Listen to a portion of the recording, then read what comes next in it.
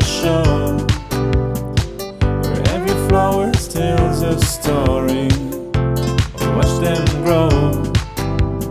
Hello, hello, plant, in every shade and hue, for every heart and every hand, we've got something for you. Indoor greens and outdoor scenes, design your space, let your garden dreams glide. Personal touch with our garden design, free sessions to blend within your budget line. From tiny seeds to trees so grand, every leaf and bird, it's all at hand. Hello, hello, plant, welcome to the show, where every flower tells a story. Watch them grow. Hello, hello, plant, in every shade and hue, for every heart and every hand, we've got something for you. Now everybody, let's say hello, hello, hello, hello, hello, hello, hello, hello. Hello, hello, plant, welcome to the show, where every flower tells a story. Watch them grow.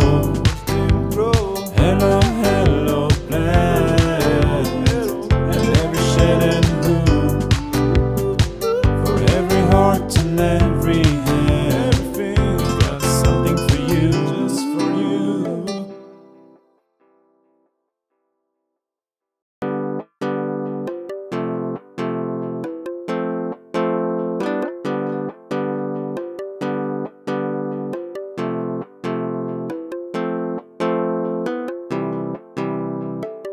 In the morning sun, where the flowers bloom, colors burst like a painter's dream come true. Roses red and violets blue, every petal whispers something new. From tiny seeds to trees so grand, every leaf and bird, it's all at hand. Hello, hello, plant, welcome to the show, where every flower tells a story. Watch them grow. Hello, hello, plant, in every shade and hue, for every heart and every hand, we've got something for you. Indoor greens and outdoor scenes, design your space, let your garden dreams glide. Personal touch with our garden design, free sessions to blend within your budget line. From tiny seeds to trees so grand, every leaf and bird, it's all at hand. Hello, hello.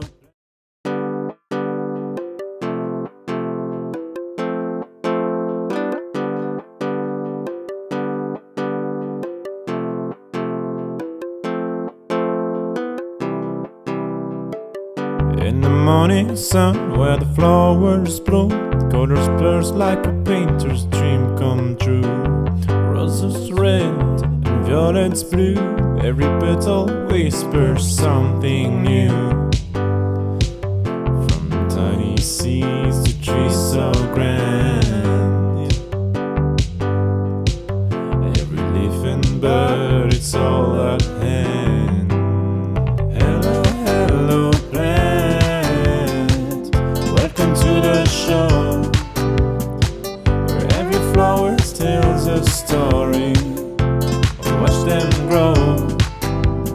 Hello, hello, plant, in every shade and hue, for every heart and every hand, we've got something for you. Indoor greens and outdoor scenes. Design your space, let your garden dreams glide. Personal touch with our garden design. Free sessions to blend within your budget line. From tiny seeds to trees so grand. Every leaf and bird, it's all at hand. Hello, hello plant. Welcome to the show, where every flower tells a story. Watch them grow. Hello, hello plant.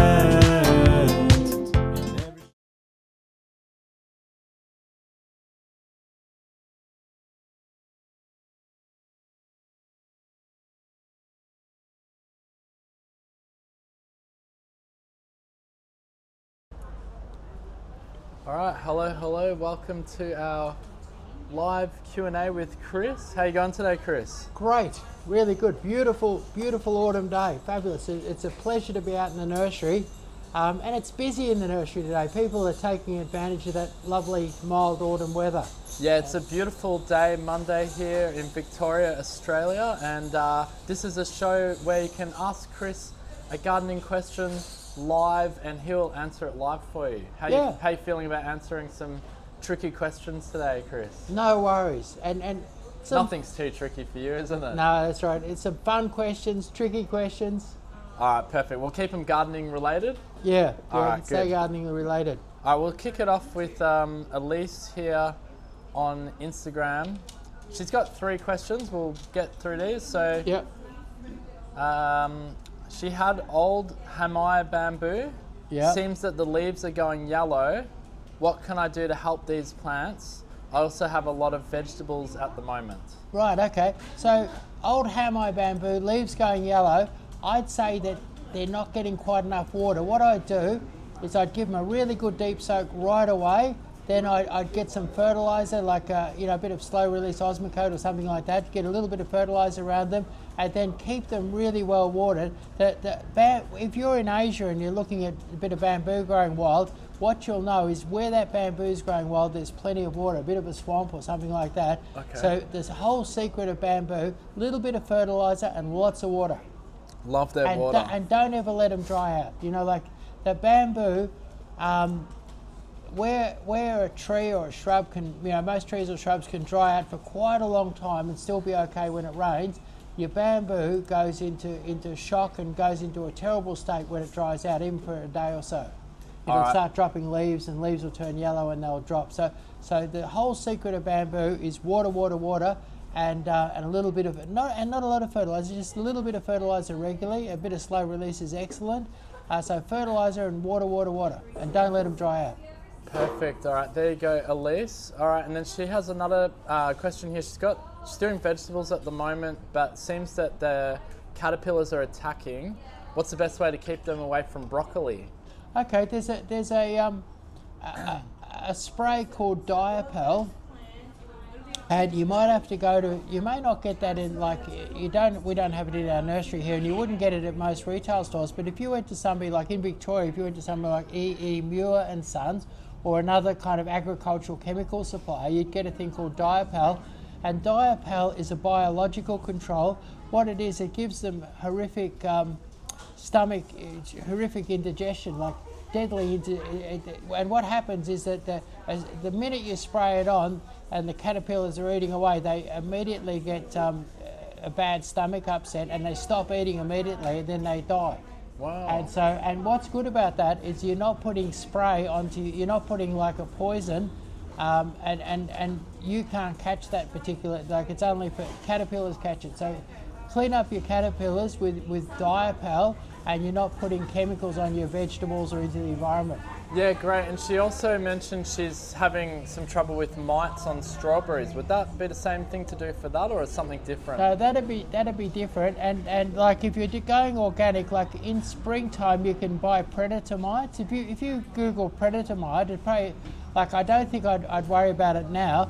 But in springtime, if you bought some predator mites, and these little mites that eat mites, and they will Really? go berserk Wow. and eat your mites. Oh, that's fantastic. Yeah. Predator mites. All right, Elise, that answers all three of your questions there. So Google predator mite and you'll find them, and because they're little tiny things, they send them through the post to you. Fantastic. Hopefully that helps you out, Elise. All right, we'll keep moving along with the questions here. All right, so we have one from Peasy saying they live in the northern beaches of Sydney, terrible clay soil. How can they grow lemons, or should they put it in a pot, or can they grow it in a pot? Look, if you get your, basically lemons don't mind a bit of clay, but they need something to break it up so they can get into it. So if you dug a really big hole and you mix some potting mix, some good quality potting mix, and if you've got Debco up there, that's a brand we have in our nursery here. You wouldn't bring it up in our nursery, but if they say Debco's a good quality potting mix. If you dug a really big hole, mix 50% potting mix and 50% your clay, and then make it up into a mound. Lemons love to grow into a mound. Then get into your kitchen, make yourself a heap of compost, and then heaps of Osmocote. You know, so use lots and lots of Osmocote, lots of natural compost, and a big mound of 50% clay, 50% potting mix, and put the lemon tree right on the top of that, and you'll be in business. Great. And then, sorry, did you say pot's okay as well, or for? Pots, lemon.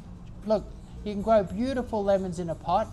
Plenty of fertiliser, a little bit of lime, good quality potting mix, a bit of compost Like a great way to do it would be buy a pot and throw your compost in the bottom of it, then put your potting mix on top of it, and then put your lemon on top of that.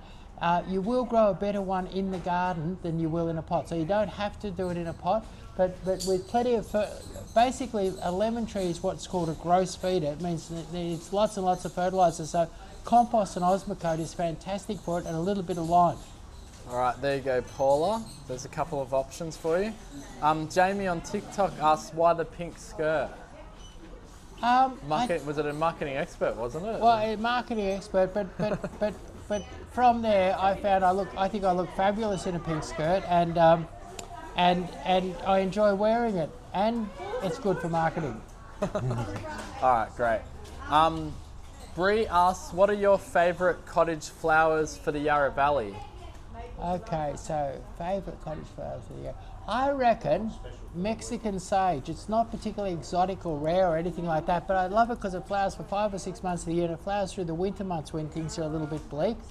And then Sweet Lil Agastache, beautiful sort of, and a very interesting pink, beautiful pink flower, flowers for 4 or 5 months through the warm months.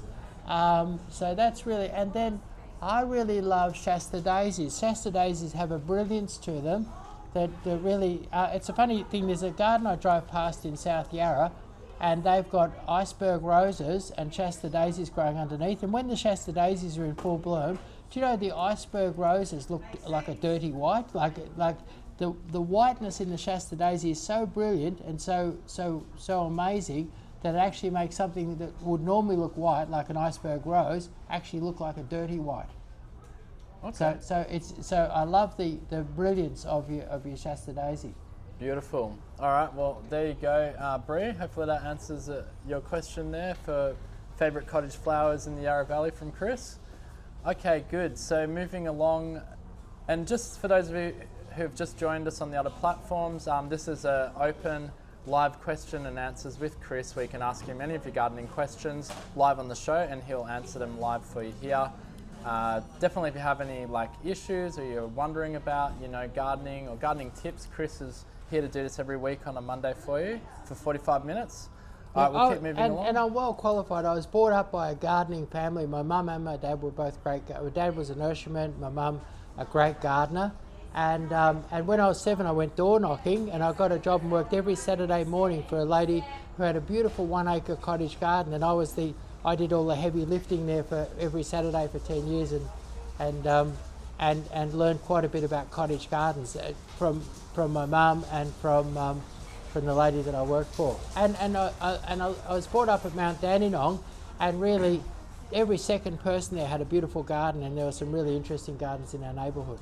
Beautiful. All right, Philip asks, hi, I'm after Camellia floribunda paradise. It's gorgeous, When's the best time to plant, and when would you have it available? Camellia Paradise. Right, okay, so there's different paradises. My favourite paradise is Blush. Most paradises are very readily available right now, and you just contact my sales staff and describe to exactly what you want, and they'll get that one for you. But Blush is beautiful. Blush has a rich pink bud that when it opens, it turns into a soft pink and white flower that after it's been open for a while, it then becomes a white flower. So so as you're flowering for quite a long period in autumn and early winter, you've got this dark pink, light pink and white combo. That's your Paradise Blush. But there's other Paradise. So if you work out exactly which Paradise it is, and then work out what size you'd like, my staff will organise that one for you. It'd be available right now. Lovely. And then just circling, there you go, Philip. Hopefully that answers that for you. Circling back to when you answered the question for Paula on the, creating the mound for the lemon in the backyard. Yep. Elise is just wondering, does that work for olives too? Can you do that for olives? Yeah, it would. Olives would like a bit more lime than a lemon, but that'll work beautifully for olives. All right, perfect. Jumping over to TikTok platform, does Zoysia tenuifolia Nomo grass stay green year round? Depends where you live. In Melbourne, it browns off a little bit. We're at the bottom end of where you can really grow it in Australia. I think if you're in northern New South Wales, it'll be green all year round.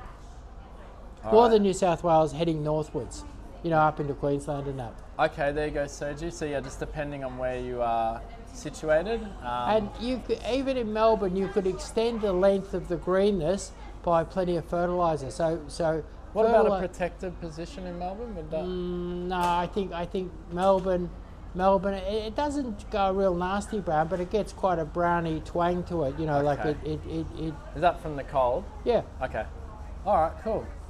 Sweet as Pie on TikTok asks, best fast-growing plant for Mackay all year round. Look, most things would grow fast up there, wouldn't they? Compared to here, anyway. Yeah, Mackay. Wow. I remember I was a gardener in Mackay about 40 odd years ago, and this lady had a single red hibiscus hedge, and it had to be cut every week. It grew so fast. But for a really fast plant in Mackay.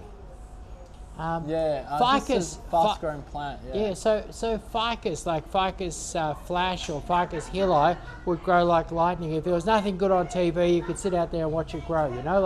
It's very good, and very quick and easy to grow. So perhaps a ficus or a weeping lily pilly. But things grow up there. I remember this red hibiscus hedge. It had to be cut every week. Every week it was all shaggy and out of control. Wow. All right, Paula says, loves the pink skirt. Thank you. Tracy says, hi, Chris. All right, moving along. Hi, Tracy. There you go. Bree says, what's the best weeping tree that looks stunning in autumn, but also year round? Thank you. Okay, that's an interesting question. Staying in autumn and also year round. Okay, so I think possibly a weeping maple, one of the ones with sort of dark purple foliage in spring, sort of turning reddy brown and purples and that through to the autumn, and then brilliant crimson in the autumn. That gives you a whole year of amazing colour, and that would be one called a Nabashadare. It's and that one, it's the hardiest of all the weeping maples, and probably one of the most colourful. It's the strongest grower of all, and you can buy them. You can buy little short ones which could just be used in a rockery or a pot, or you can buy quite tall ones which could be the centrepiece in your front garden. I think the tallest ones in our nursery right at the moment would be very close to 1.8. Okay. So that could be the centrepiece in quite a big garden, or if you had a small garden or a big pot, you might put a short one in that's only only 90 centimetres tall. Yeah. All right, there you go, Bree. That really answers the question on the colour all year. And brilliant autumn. Yeah. Well, yeah, she just said wants it to look stunning in autumn and year round looking good. So yeah. All right, and I did want to mention too, for those of you who are watching us on all the various platforms today, if you do miss any of the answers to the questions that we have on today's show, you can head over to our YouTube channel, Hello Hello Plants, where this live will be posted, just in case you missed one of your questions being answered after, well, it'll be posted in about 30 minutes. All right, great. Moving along to another question, still on Instagram here from BRJ asking, what's best soil in sandy soil for gardenia? Help for gardenias in a sandy soil area, Newcastle, New South Wales. Thank you. Okay, Debco make a gardenia potting mix, and if you mix that through your sand, that'd be excellent. Otherwise, if you were to use down at Bunnings, you could buy like bales of New Zealand peat. And if you break that up and mix that through your sand, that'd be fabulous. Compost would be good, or fine crushed pine bark. So fine crushed pine bark, New Zealand peat, or very simple, your Debco gardenia mix. I don't know whether Debco goes as far north as Newcastle, but so that's why I'm saying you could just buy bales of New Zealand peat and crush it up and moisten it and then mix it into the sand, or crushed pine bark, or both. Great, and that'll help fix the soil so Yeah, the gardenias can grow. that gives you some organic material that's acidic in nature. Wonderful. All right, there you go, BRJ. And Elise, just wanted to say thanks, Chris. Love your work and look forward to this every week. Great, okay. I'll look forward to giving you help every week. Thanks, Elise. Lovely. And then sweet as pie from Mackay. No, we weren't trying to rhyme there, but just said thank you. No worries. Maybe that's why they call themselves sweet as pie from Mackay. All right, next question. We'll go over to our TikTok platform here. Hi, Chris. What are some good flower seeds that I can sow now, and will they flower through the year? It's Too cold, is it? Or? it's really, we should have pansies and violas are the things to get, and we've left our run a little bit late for doing seed. So I would, what I would do is I would go and buy seedlings now of pansies and violas, and they're your, in a seedling, that's your winter gem. Now next year, if you one of the best things, once I rented this house and the whole front garden had been devastated, and I cultivated up the whole front garden and I filled it with Iceland poppies. And now Iceland poppies are something that you sow in perhaps February from seed, and a little packet of seed will give you the most glorious show, and the colour goes for months and months. They start flowering in sort of like August or September, depending on the sort of country you're in, and then they flower right through to nearly Christmas. And I love the colours, and I love the way they move in the wind and things like that. So next year you could do Iceland poppies, and then you could do, from seed, do your pansies and violas, and you do them sort of, back in March, and now you'd have nice little seedlings. But now, because you've left your run a bit late, the next thing to be looking at is petunias from seed, and you'd be sowing your petunia seed in a warm little spot, say in August, and then you can have a wonderful 8 or 9 months of beautiful petunias. So petunias in end of winter, beginning of spring, and violas, pansies, and Iceland poppies back in sort of early and late summer. All right, perfect. And Alice is asking, I don't know what this is, but you might know, Chris, would Dischidia grow in New South Wales? What is it? Dischidia. We might Google it and just see if it's or maybe a spelling situation check that there. out. Go on to the next question, we'll come back to Yeah, it. we'll go on to the next one.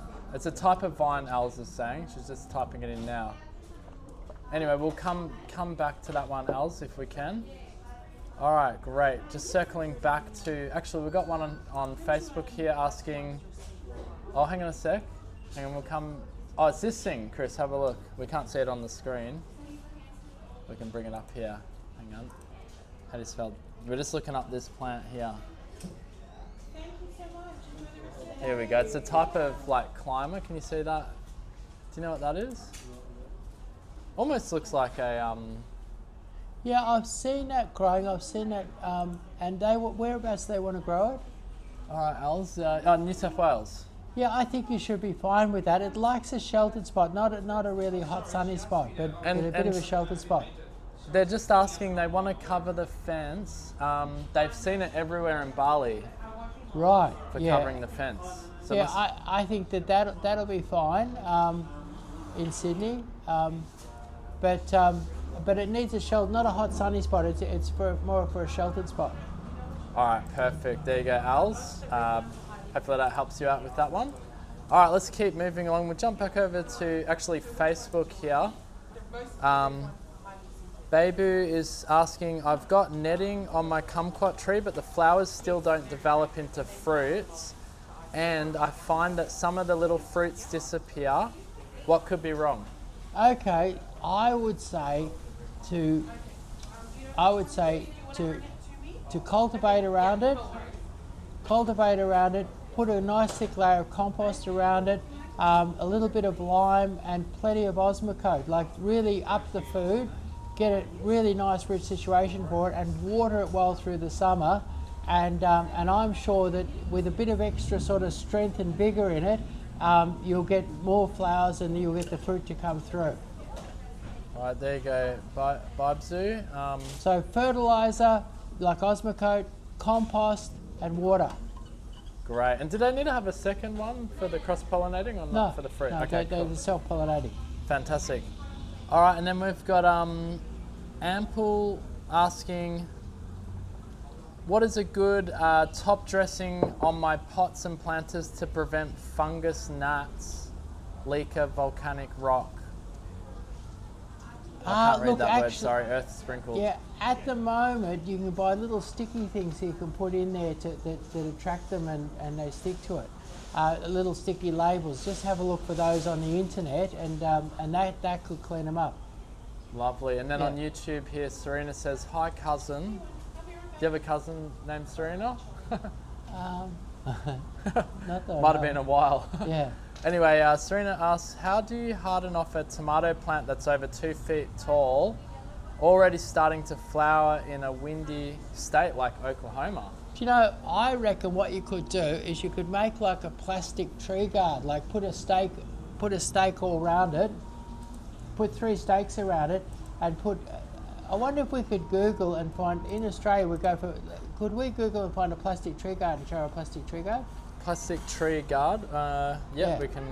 What platform was she on again? She's on YouTube. Yeah, we'll try and put it up on the screen. Yeah. There.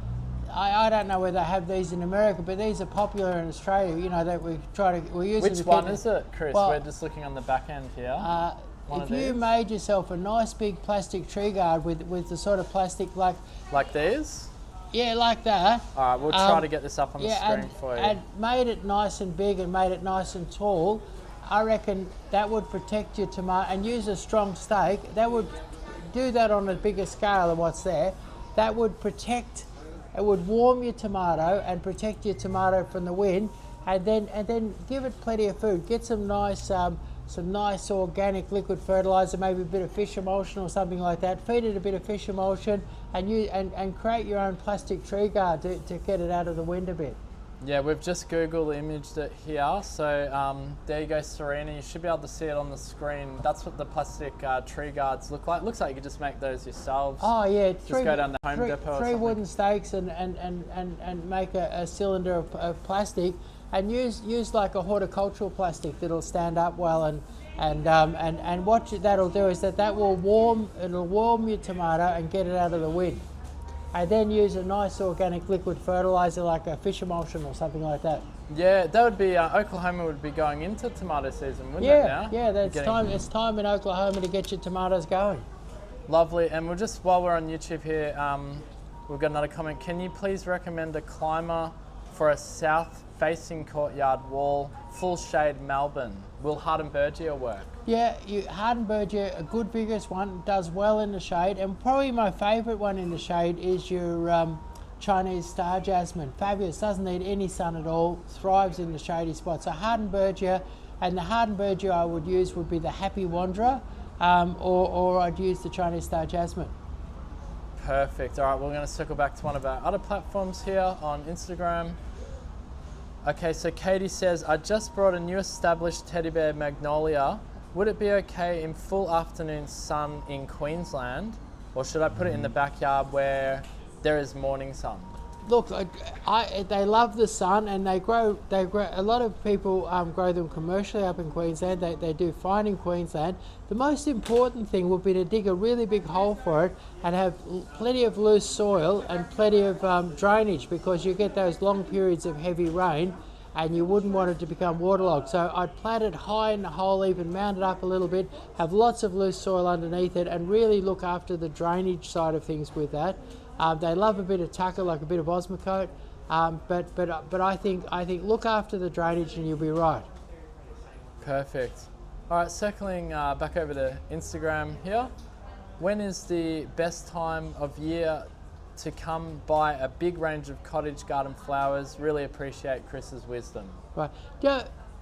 The great thing about Victoria and Melbourne is that we just answered a question in Oklahoma. Now in Oklahoma, in the middle of summer, it's almost too hot to plant, and in the middle of winter, it's almost too cold to plant. So they're very much into spring planting. Whereas Melbourne is a wonderful place for nurserymen and for gardeners, because you can plant every day of the year. So in terms of planting, really any time is a great time, and cottage plants take off. When I've planted cottage gardens, it just seems like a couple of months later you've got a beautiful cottage garden. Now, but right now is a great time, not so much because it's a good time to plant, like it is a good time to plant, it's always a good time to plant your cottage plants, but right now a lot of them, we've got a lot of them on special right at the moment. So there's a lot of cottage plants on special, and I've probably never seen a bigger, better range at lower prices than what we've got right now. So we've got the biggest and best range, and I think a lot of growers are letting some go cheaply, and so that we've got some really good cheap prices. So you really couldn't go wrong coming in and buying it now. And if you came in and bought them now, they'd establish in the autumn, they'd sort of get their roots out in the winter, and they'd boom away in spring, and by sort of mid to late spring you could have a fabulous cottage garden if you planted now, but big range and good prices buying now. Yeah, we've got a very good selection of cottage plants right now. Oh, Isn't that incredible, right? amazing. Yeah. All right, there you go, Bree. All right, so now Marina asks, retaining wall, 3-tier front house, what plants to grow? Almost sounds like that could be a garden design there. Yeah, well, actually I did a garden design on a 3-tiered one the other day. Yeah. And what I did was I used acacia limelight, which is a kind of a beautiful little short weeping tree. It's only about 3 or 4 foot tall. We used acacia limelight, and we dotted them on the different levels, just here and there on the different levels. Then we planted prostrate rosemary, which is a beautiful cascading rosemary with a blue flower. We planted cousin it, which is a beautiful cascading dark green, very, very hardy, beautiful cascading native, beautiful dark green, lovely texture. And we did compact cushion, which is a lovely silver ball, and basically, and then we did tall standard acacia lime light, and then we did low lime light, but we designed it so that there'd be things cascading over the front. But if you came in, I could design something for you, or you could just go with something like that. But the idea of that was low maintenance and looking spectacular. And we did it sort of, the planting was done fairly irregular, so that it was visually really interesting to look at. So it was basically the standard weeping acacia lime light, low lime light, low and cascading ones, cousin it, and then prostrate rosemary and compact cushion. Compact cushion gave us a lovely bit of bright silver. So there was different coloured greens, lots of cascading, and I think that's going to be a beautiful garden. We designed it just the other day. But if you came in and I looked at the house and looked at the whole situation, I could come up with something completely different. I don't know. Yeah, absolutely beautiful. And you can always give us a call to have organise a free garden design, or head over to our website, helloplants.com.au, and then you get, an hour or so with Chris and work it all out. But if you do miss any of Chris's answers as well, you can head over to our YouTube channel, Hello Hello Plants. It's just Hello Hello Plants on YouTube, and you can watch this live again if you want to hear the answers to these questions. All right, let's keep moving along. Jump over to TikTok. We've got a question from Pete asking, do you have any Granny Smith apple trees for sale? We do. We do a beautiful big one in a 10-inch pot at the moment for $59.99, and that's a grafted Granny Smith, and they'll be in production in another 18 months or so. All right, absolutely beautiful. And all right, so Aussie girl has asked, what would be the best plants to pot for over the Melbourne winter months? Anything with flowers, possibly, for Melbourne winter in pots. Okay, so pots with flowers, one of the best things at the moment, and you can put like an English box standard which has no flowers, or a bay tree standard, or a ficus standard, or something like that into your pot. And then if you surround your pots with bacopa, and we've got bacopa here in white, pink, or blue, or purple, if you put bacopa in, they'll grow like crazy. They'll cascade over the side of the pot, and they'll flower and flower and flower and flower from now to mid to late spring. So mountains and mountains of winter flowers. But equally, you could be using violas. Violas are a great source of flowers at this time of year. So you could have violas, what else would you use for a winter flower? And there's things like you could even get, like, your winter roses are coming into flower at the moment. They're going to flower for months and months and months. That's hellebore, and you could even get a hellebore, and you could plant and enjoy the hellebore flowers, and then around the base of it have your bacopa cascading over the side. So that'd be another idea for winter flowers. Or you could get a camellia, which is covered in, we've got lots of camellias covered in buds at the moment. You get a camellia that's beautifully budded up and going to flower for months, and then again put the bacopa around the base of it. So there's lots of flowering combinations available at the moment. Perfect. All right, and circling back to our YouTube, your cousin here, Serena, actually helping us out in the comment section, saying they water their seeds with colloidal silver when I first start them, and wet the seeds starting mix with it to kill any fungus, and I haven't had a single nuts. That's a great idea. Thank you for that. Yeah, and then Serena just asks, is Chris in Australia? ? Yes. All right. Yeah, we're down under. Down under. Down under. Right down under. We're at the bottom. Yeah. Yeah. All right, and then my ample warning says my ficus heli flash are attracting a lot of wasps at the moment. Is this a problem? I've actually noticed seems to be, if they're in Melbourne, there's a lot more wasps around. This has been a warmer sort of warmer period. Long warm summer. What you probably should be doing is if you go out as the sun goes down and the air cools off in the autumn, you can see where the wasps are going, and probably the problem isn't so much that your ficus are attracting them, it's that you've got a wasp nest or two nearby, and if you follow the wasp back to where they're coming from, then you can destroy the nest, and that's probably the real answer. Yeah, so you think there's probably a nest nearby? Yeah, I'd say you've got a nest. I wouldn't be so much worried about them being in the ficus. I'd be worried about getting rid of that nest. Yeah, because from that nest they'll only breed up and you'll get more nests. All right, there you go. Ample warning. All right, and we circle back to TikTok. Oh, here we go. Mona says, "Hey Chris, I remember working next to you in Emerald. We owned the fish shop." Oh wow, yeah. There you go. Yeah, I remember the old fish and chip shop next door. Yeah. Yeah, and then we've got another one here. Alice saying, "I worked with you, Dad, when I was 17, straight up to school. He was hilarious." All right, okay. Chris is asking, what hedges would you recommend in a semi-shaded clay base under soil? Okay, semi-shade, and these would work right up into southern Queensland, but they do very well in Victoria, is sweet viburnum. And there's different sorts of sweet viburnum for different situations, and if you came in and got some help, we could help you choose exactly the right. But sweet viburnum, very good when it's in competition with another tree, and very good in semi-shade. Perfect. Sweet viburnum there for you, Chris. Put them in on a 90 centimetre spacing, and you'll find they're really fast and really easy to grow, and lush and leafy and beautiful for a screen. Great. And then Alice just commented at Lucas Liners. Oh She wow! worked there, yeah. Wow. Do you remember that? Yeah, it goes back a few years ago. Yeah. Yeah. All right, excellent. Okay, so Chris just asking, how do you spell that? How do you spell which?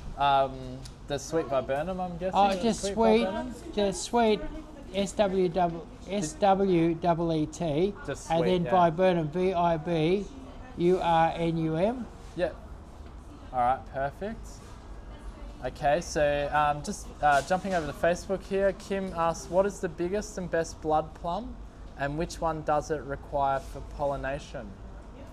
In a word, Satsuma. Satsuma, beautiful big purple plum, purple on the outside, purple on the inside, and self-pollinating. Excellent. Satsuma, was it? Yeah, Okay, there Satsuma, you go, yeah. Kim, Satsuma plum. And then Carlos says, recommendation for planting in semi-shade next to a big tree under a window facing front of house. Okay, so I just did a garden design just before this, and we had a big tree, and right up against the tree, I felt it would do well competing with the roots and out of the big tree. I used silver plectranthus, and silver plectranthus, and because it was dark and shady, I wanted to get a bit of brightness there, so I used silver plectranthus right around the tree. And then coming back from there a little bit in the shade, but getting to where there's more soil and less roots away from the tree, back a bit over a metre away from the tree, I used irisine bloodleaf, which is, it's an interesting plant because most purple or red leaf things sort of don't give you much colour when they're in the shade, but irisine bloodleaf seems to be more colourful when it's in a shady spot, and the combination of the irisine bloodleaf and the silver plectranthus will give you a lovely contrast, and they're both low spreading colourful plants, do good under a tree. And then next to that I used the third plant along was a Sunday Phrase hydrangea, which gives you a beautiful show of white flowers in springtime that gradually after Christmas start to turn pink and ultimately in autumn turn a beautiful rich pinky red. So that was a Sunday Phrase hydrangea. So it was silver plectranthus, irisine bloodleaf, and Sunday Phrase hydrangea. All right, perfect. There you go, Carlos. Hopefully that helps you out there. And again, if you missed any of the answers to your questions, you can head over to the YouTube channel in about 10 minutes, and this live will be posted to hear the answers to your questions. And Kim just says, Satsuma plum, terrific, thank you very much.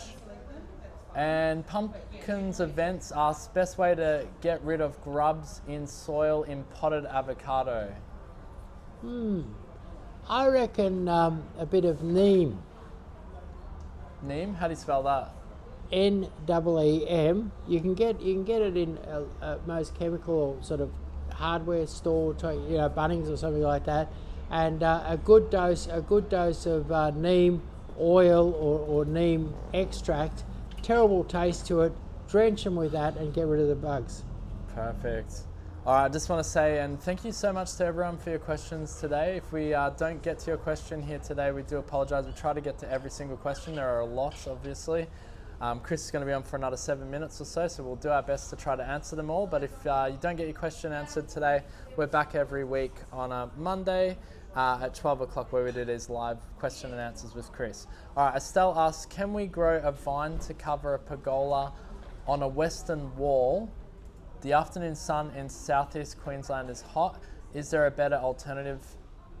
Best planting method, please.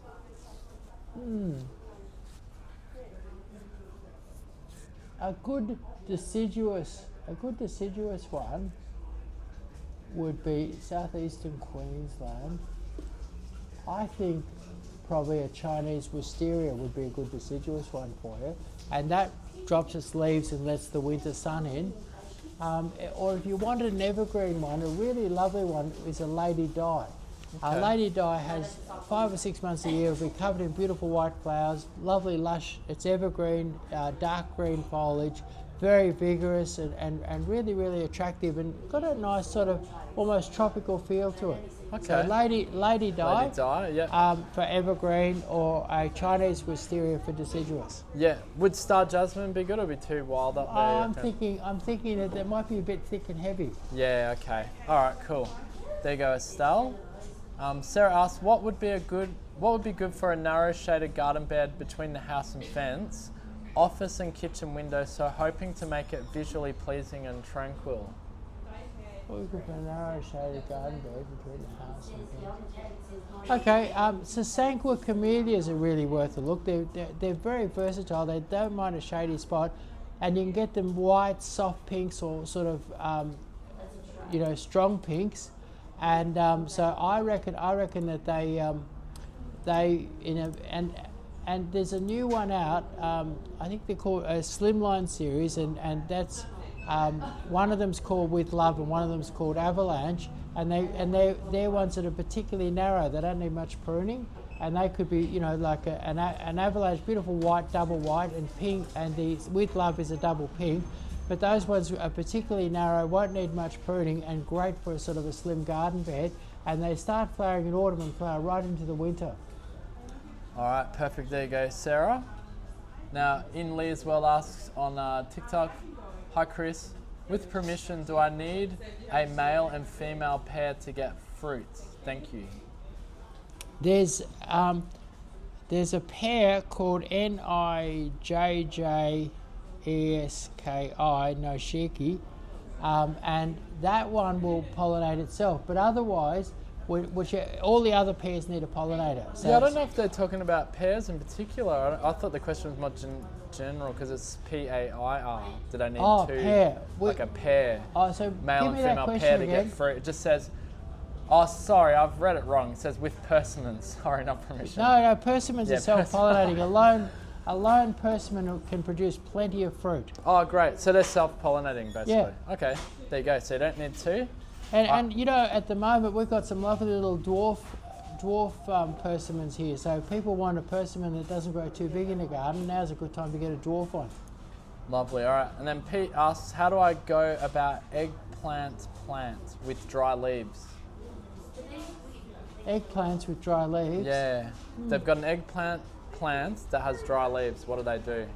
I wonder where you are. Like, is it going into autumn and struggling a bit in the autumn, or is it just struggling? I think I'd cultivate around the base of it, loosen up the soil, give it a good feed, and a good deep soak, and try and get it going. Maybe some liquid fertiliser could help too. And that's if you're in a sort of America or somewhere where you got it heading off. But in autumn, here in Melbourne, you'd be expecting some dry leaves and expecting it to die off a little bit.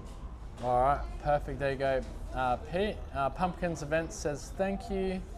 Marina says thank you. Estelle says thank you, Chris. Appreciate your great advice and this live Q&A. We appreciate having all of you. Thank you so much for leaving us comments and questions here in the live. And again, if you do want to watch this live back, you can on YouTube after this live is finished. Hello Plants on YouTube.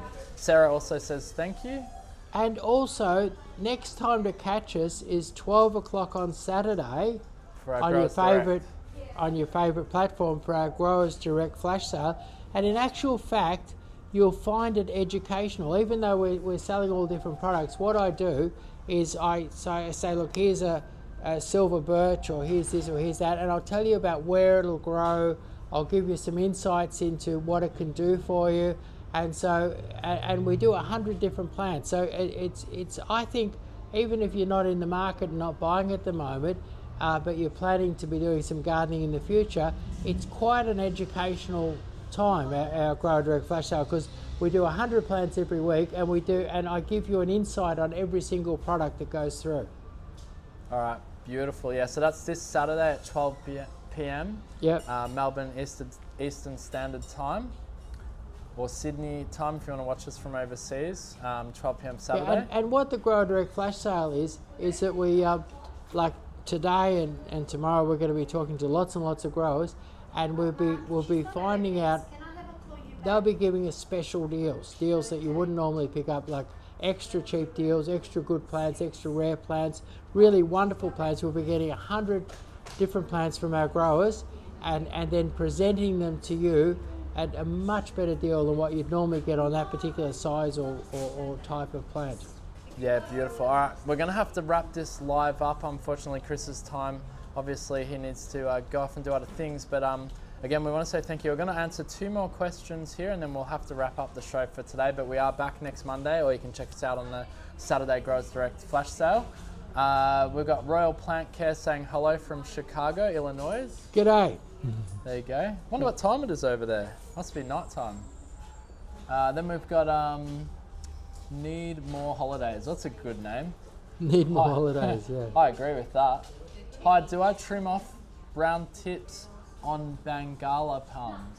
Brown tips on the Bangala palms. Bangalow. Bangala, okay. Bangalow palms. There you go. Yes, you can. You just slice off those brown tips and make your palm look much greener and nicer.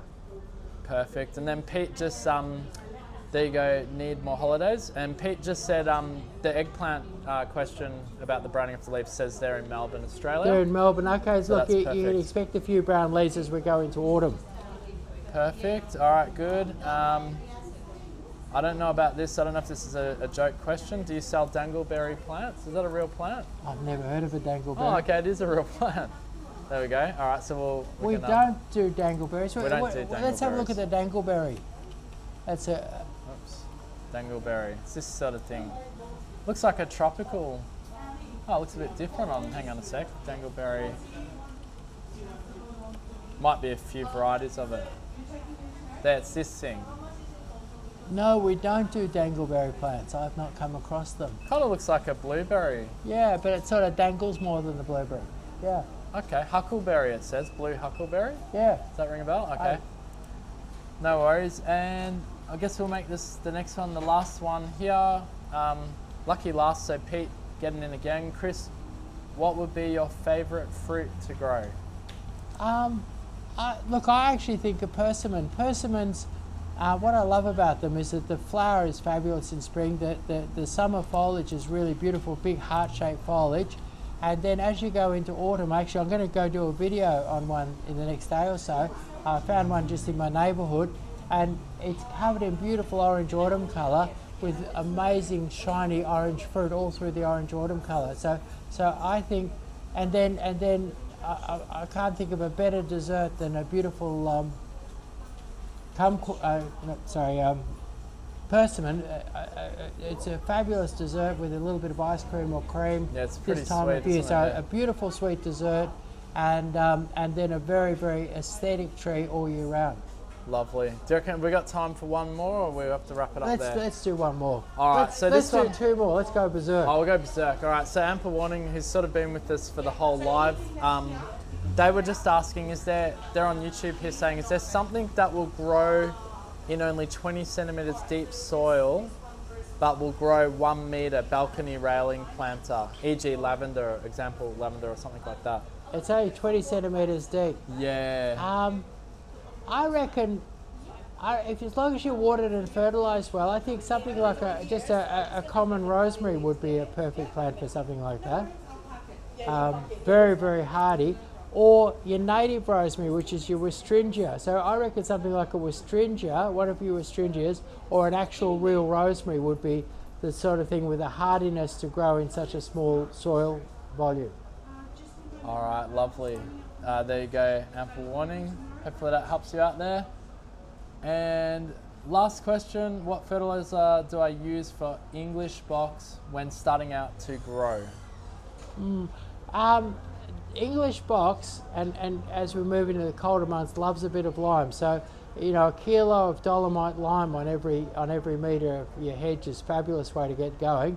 And then you could use Osmocote or Dynamic Lifter to top dress it regularly through the season. And a combination of lime and an NPK fertiliser like Osmocote or Dynamic Lifter would be perfect for them. Awesome. You could do that this time of year, or I'd go for the lime now, Yeah. and then as you're getting closer to spring, your Osmocote or Dynamic Lifter. It's really good to put your other fertilisers on 4 or 5 weeks after the lime. So you go with dolomite lime now, and then follow up as you get towards spring with your Dynamic Lifter or your Osmocote.